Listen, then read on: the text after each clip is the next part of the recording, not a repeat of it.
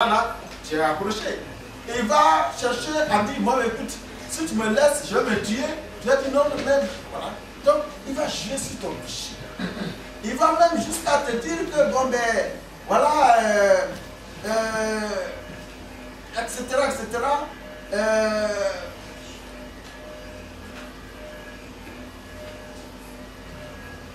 Tous les moyens qui sont possibles pour que toi, en tant que femme ou en tant qu'homme, tu te trouves dans une posture où tu te dis, moi, sans lui, je me suis. Voilà l'objectif de la violence psychologique. Mais il y a la violence émotionnelle, qui n'est pas très différente de la violence psychologique.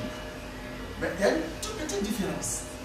Au niveau de la différence qu'on appelle de la violence émotionnelle, là, ce n'est plus pour vous démontrer que vous n'êtes rien, mais c'est vous de vous démontrer que vous êtes ridicule même. Voilà. Que vous faites rire. Voilà. Que non seulement vous êtes ridicule, mais que vous êtes stupide. Voilà.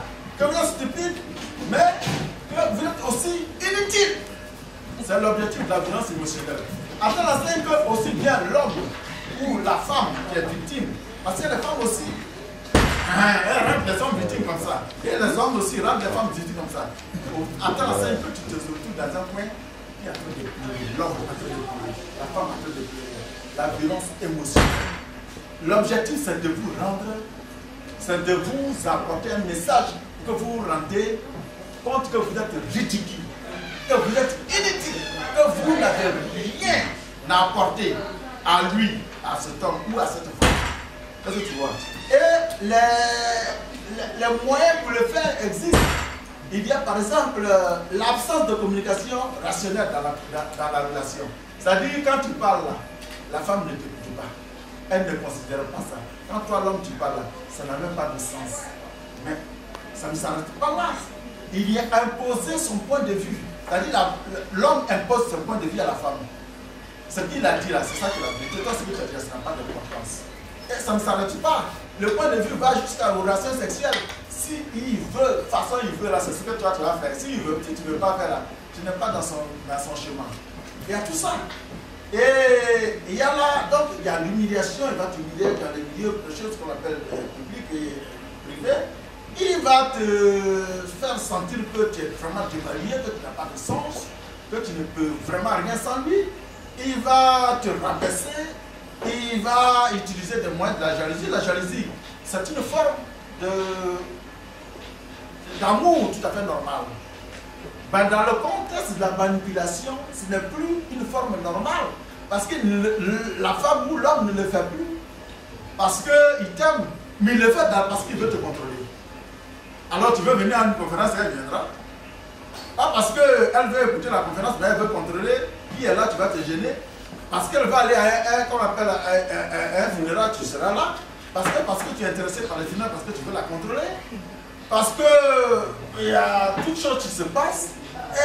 Et il y a tout ça. Et il y a tout ça. Et donc, au niveau de la violence émotionnelle, il y a même l'usage, comme on appelle, d'autres usages. Tu vas commencer à critiquer ton homme. Toi, la femme, tu critiques ton homme. En dehors de ta famille, quel est l'objectif que tu ressens?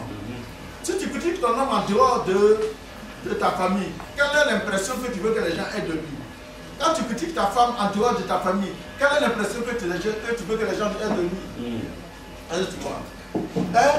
L'objectif, c'est de mettre le mettre mal à l'aise. Aussi bien l'homme que la femme. Est-ce que ça peut bénéficier à l'épanouissement de ta relation familiale? Je suis persuadé que non. Vous voyez? Donc, ça, c'est ce qui est du ressort de la violence émotionnelle. Mais on ne s'arrête pas là. Il y a la violence la plus connue de tout le monde. C'est la violence physique. Oui, ça, tout le monde connaît ça. Parce que la femme a toujours fait, elle est une victime, c'est vrai, on ne peut pas dénier ça, mais elle a toujours, la société a toujours un penchant pour la femme parce qu'elle est physiquement faible, elle a les empâtages, donc elle a toujours démontré qu'elle est la victime. Donc la violence victime ici s'établit lorsque l'un des partenaires, parce qu'il y a des femmes qui sont aussi victimes, J'ai lu dans le cadre des préparatifs de cette conférence que il y a de cela 20 ans, les hommes étaient beaucoup plus victimes, mais il y a de cela 5 ans que les femmes sont beaucoup plus victimes. Les femmes étaient beaucoup plus victimes il y a de cela 20 ans, mais maintenant là c'est les hommes qui sont beaucoup plus victimes.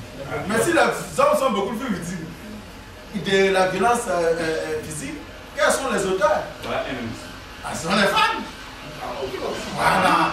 Parce que la femme, il est plus facile dans la femme de dire à la police, il m'a fait ça. Mais l'homme ne peut pas appeler la police pour dire ma femme m'a frappé. Franchement, c'est un peu difficile à voir pour nous. Mais ce qui fait qu'on cache beaucoup de choses. Pas les femmes violentes.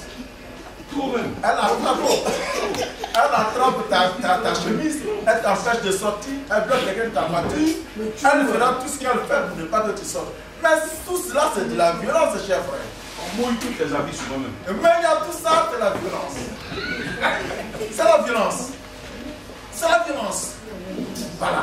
Donc, aujourd'hui, les statistiques psychologiques démontrent que l'homme est plus violent, est victime de la femme que la femme est victime de l'homme. Mais comme les femmes sont dans des trucs d'émancipation, de machin, donc elles font beaucoup de bruit, beaucoup de paroles. Donc, voilà, on comprend pour eux. Mais il faut que nous, les hommes aussi, on s'inscrive dans cette dynamique pour qu'on comprenne notre peu, on comprend pour nous aussi. Parce que nous sommes violentés aussi. Voilà. Voilà, nous sommes violentés. Donc, la violence physique, c'est quoi? C'est que lorsque l'homme ou la femme utilise les parties de son corps pour agir sur l'autre, de telle sorte qu'il puisse avoir une domination sur lui. Il peut donc le boxer. Les femmes boxent aujourd'hui, les hommes aujourd'hui. Ah oui, ça c'est la vérité. Avant là, la femme se laissait boxer par respect. Moi je dis, il y a des femmes qui boxent, mais elles ne réfléchissent pas. Elles ne réfléchissent même pas. Voilà. L'homme pleure, mais ce n'est pas ce problème. Voilà. Et donc il y a tout ça. Donc la violence physique, elle est trop connue. Donc il y a les frappes physiques, mais au-delà des frappes physiques, il y a par exemple l'usage des substances, de ce qu'on appelle les substances additives. L'usage de la drogue, l'alcool, tout ça c'est des substances additives. L'homme peut en utiliser pour droguer sa femme et dans l'objectif de lui faire mal, abuser d'elle sexuellement, etc. Mais les femmes aussi le font. Donc ça aussi, il faut en tenir compte. Donc ça fait partie de ce qu'on appelle la violence physique. Mais au-delà de la violence physique, nous avons ce qu'on appelle la violence spirituelle. La violence spirituelle, qu'est-ce qui se passe? C'est-à-dire l'homme, l'époux ou l'épouse, la violence spirituelle est établie lorsque l'un d'entre eux empêche l'autre d'exercer ce qu'on appelle sa conviction spirituelle, sa conviction culturelle. Par exemple, moi je suis déima. Moi la nuit, j'ai prié à partir de 2h du matin. Et puis à partir de 7h, j'essaie de prier, puis ma femme me dit, oh shut up, tu m'embrouilles. Mais ça c'est de la violence, cher frère. C'est de la violence. Parce qu'elle ne respecte pas ma conviction culturelle. Et puis, même quand je prie, et puis je dis le nom de la missionnaire de Baganino, elle dit, mais ça c'est quoi ça? Donc, déjà, elle minimise la valeur de mon prophète. Ça c'est de la violence. Et puis aussi, l'homme peut aussi empêcher la femme d'aller à l'église, comment on appelle, catholique, qui se trouve quelque part, comment on appelle ça, à l'Est-Square, parce qu'elle doute. Elle ne veut pas que le mec, la femme aille rencontrer quelqu'un en bas ou bien quelqu'un là. Donc il est en train de l'empêcher d'exercer son activité spirituelle. Ça c'est de la violence. C'est de la violence. Il existe, il ne veut même pas que sa femme aille faire même ce qu'on appelle la catéchimie. Voilà, catéchisme. Excusez-moi, je ne suis pas trop habitué à ça. Mais ça aussi de la violence. Parce que si ta femme est chrétienne, elle doit aller faire le catéchisme ou la catéchimie pour apprendre ce que Marie a dit, ce que Jésus a dit. Mais si tu l'empêches d'aller dire ça, ça c'est de la violence. Et ça, c'est placé dans ce qu'on appelle la violence spirituelle. Mais on ne s'arrête pas là. On va à la violence financière. Waouh!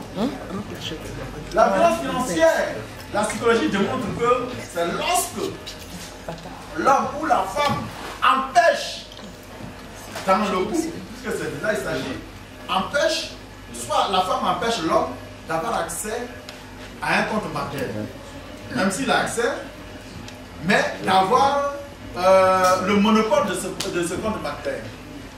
Dans le cas de la femme, même si lui, elle a accès à ce compte bancaire, mais d'avoir des informations bancaires. Ça veut dire quoi? Que lorsqu'il y a ce qu'on appelle une influence qui s'exerce sur l'un des couples, de telle sorte que la victime ne peut pas avoir accès à ses ressources bancaires, à son argent.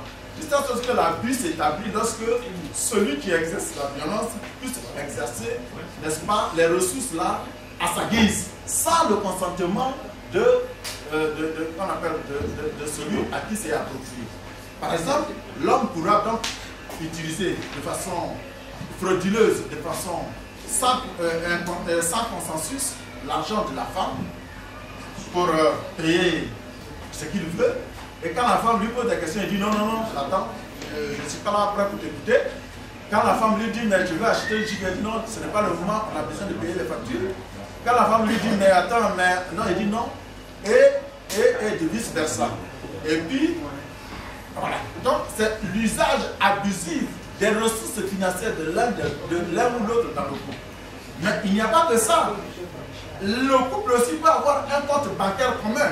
Et quand l'homme ou la femme empêche l'homme ou la femme d'avoir accès à ce compte, c'est de l'abus. Parce que vous êtes ensemble, vous avez un business ensemble. Le business que vous avez ensemble, c'est que vous vivez en couple. Vous avez donc un contrat mental, un contrat civique, un contrat civilisé que vous vivez ensemble. Qu'est-ce qui fait maintenant que votre compte là, tu empêches ta femme de voir ça? Il y a un problème. Ça, c'est de la violence. Qu'est-ce qui fait faire en sorte que toi, la femme, vous avez un compte ensemble que tu empêches ton mari de voir ça? C'est de la violence. Maintenant, qu'est-ce qui va se passer? Quand les lettres vont venir, monsieur, comme il ne veut pas que la femme voie, il va faire quoi? Il va regarder les lettres et il va déchirer ou il va cacher. Et ça, c'est de la violence. Maintenant, quand les lettres vont venir, madame va regarder les lettres, elle va les déchirer, elle va les cacher. Mais ça, c'est de la violence. C'est de la violence. Donc, la violence économique s'établit lorsque l'un ou l'autre empêche ou utilise de façon frauduleuse l'argent ou les ressources financières de l'autre. Mais il faut qu'on sache que c'est la violence. Voilà. Donc, voilà la violence, c'est la violence financière. Mais la violence sexuelle. Oui, la violence sexuelle. Oui, c'est de la violence. La violence sexuelle.